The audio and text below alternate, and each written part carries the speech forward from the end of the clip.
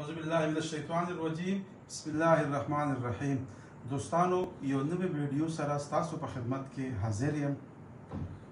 دا ویډیو ډیره لازمي ده، ډیره ضروری ده.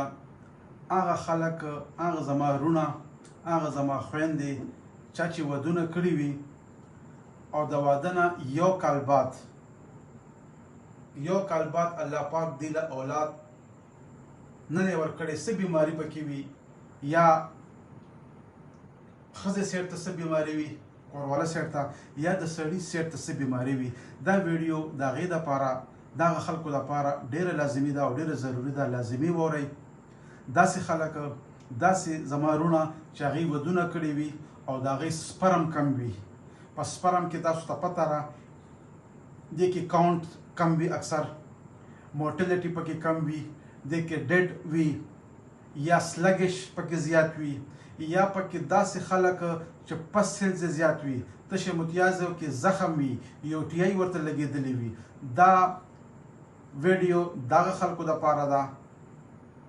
د الله په لوی فضل باندې ما ځینې صفوف جوړ کړي دي. دا صفوف سهار په نهاره او مازدیګر په نهاره نیمه کاشوغه د شودو سره داسې خلک چې د هغې بچي نه کېږي او جراثیم وي کم وي، جراثیم شته خو کم وي، د هغه خلکو دپاره ده. دې کې ما سره 4-5 قسمه دوایي ده.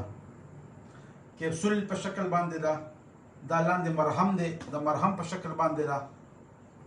او دا چې کوم د چا سوزاک وي، د سوزاک په وجه باندې کم موټیلیټي جراثیم چې وي هغه مخکې تګ نه کوي.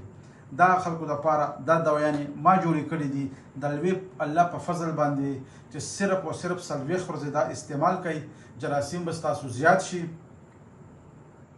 کم از کم 40 ورځو کې به ستاسو چې کم جراثیم کم وي، چاہے کاؤنٹ کم دی، چاہے موٹیلیٹی کم دی، یا مطلب د ډیډ پکې زیات وي، یا سلګش پکې زیات وي، یا پسل زیات راځي، یا ار بی سی زیات راځي. دا خلکو دپاره دا کورس ما د 40 ورځو جوړ کړی دی. صرف یو ځل استعمال کې 40 ورځې ما ته به دعاګانې کوئ، انشاءالله چې الله پاک به درله بچي درکړي.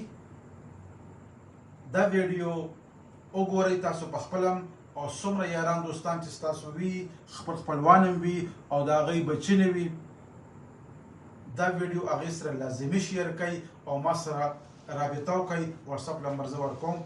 السلام علیکم ورحمة الله وبرکاته.